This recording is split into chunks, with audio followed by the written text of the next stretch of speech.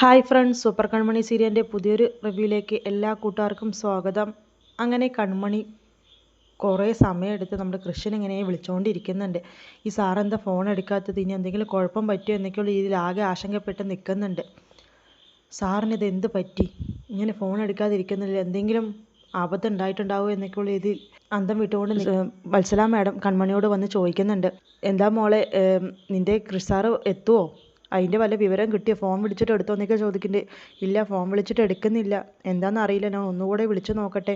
മോളെ നീയേ കുറച്ച് സീരിയസ് ആയിട്ടൊക്കെ നിന്നോണം. ആ അനിരുദ്ധ സാറേ വിട്ട പുള്ളിയൊന്നും അല്ല, അയാൾ ആ വരുണും കൂടെ ചേർന്ന് എന്തെങ്കിലുമൊക്കെ ഇവിടെ കാണിച്ചു കൂട്ടാനായിട്ട് ശ്രമിക്കും. എന്തായാലും എനിക്കൊരു പരിധിയുണ്ട് നിന്നെ സഹായിക്കുന്നതിൽ. ആ കൃഷ് ഇങ്ങോട്ട് വന്ന് നിന്നെ കൂട്ടിക്കൊണ്ട് പോകണം, ഈ വിവാഹം എങ്ങനെയെങ്കിലും മുടക്കണം, അതാണ് എത്രയും പെട്ടെന്ന് വേണ്ടത്. നീ അതൊക്കെ ഒന്ന് പറഞ്ഞ് മനസ്സിലാക്കി എല്ലാ കാര്യങ്ങളൊന്നും സെറ്റ് ചെയ്ത് വെക്കുക എന്നൊക്കെ പറഞ്ഞു കൊടുക്കുന്നുണ്ട് കൺമണിക്ക്. അങ്ങനെ കൃഷ് സാറിനെ വീണ്ടും വിളിച്ച് നോക്കുന്നുണ്ട്. അങ്ങനെ കൃഷി എടുക്കുകയാണ് കേട്ടോ ഫോണ്. അങ്ങനെ കൺമണി, എനിക്ക് കുഴപ്പമൊന്നുമില്ല, ഞാൻ ഉറക്കത്തിൽ പെട്ടുപോയി, അല്ലാതെ വേറെ കുഴപ്പമൊന്നുമില്ല, ഒന്ന് ക്ഷമിക്കുക എന്നൊക്കെ പറയുന്നുണ്ട്. ഞാനാകെ പേടിച്ചു പോയി, ഞാനിപ്പോൾ വല്ലാത്തൊരവസ്ഥയിലാണ് എന്നൊക്കെ പറഞ്ഞ് ആ വത്സല മാഡം വന്ന കാര്യവും അവർ നമുക്കൊപ്പം തന്നെ ഉണ്ട്, എന്തായാലും അനിരുദ്ധിൻ്റെ പോലീസുകാർ എന്ന രൂപേണ ഇവർ നമുക്ക് സഹായം എന്തായാലും ചെയ്യും എന്നൊക്കെ പറഞ്ഞ് മനസ്സിലാക്കി കൊടുക്കുന്നുണ്ട് നമ്മുടെ കൃഷിനോട്.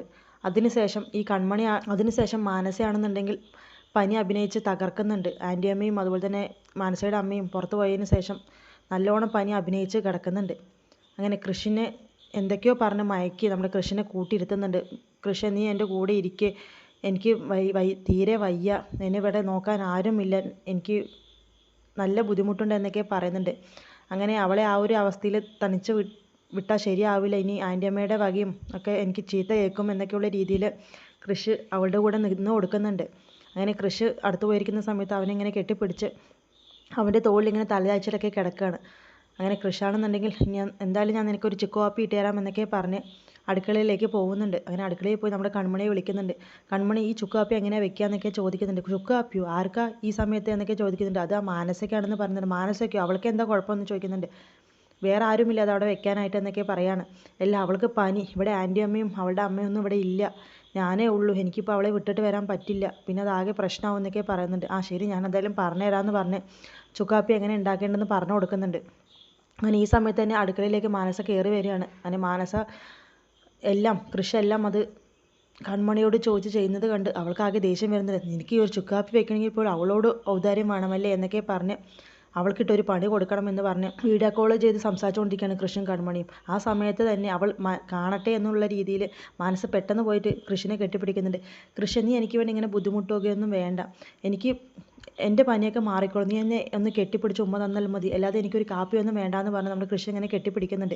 ഇത് കണ്ട് കൺമണിക്ക് ആകെ ദേഷ്യവും ചൊടിപ്പൊക്കെ ഉണ്ടാവുന്നുണ്ട് ഇവളുടെ കാണിച്ചു കൂട്ടൽ കണ്ടിട്ട്. അങ്ങനെ കൺമണി അത് നോക്കണ കണ്ടിട്ട് കൃഷ്ണനാകെ എന്തോ പോലെ ആവുന്നുണ്ട്.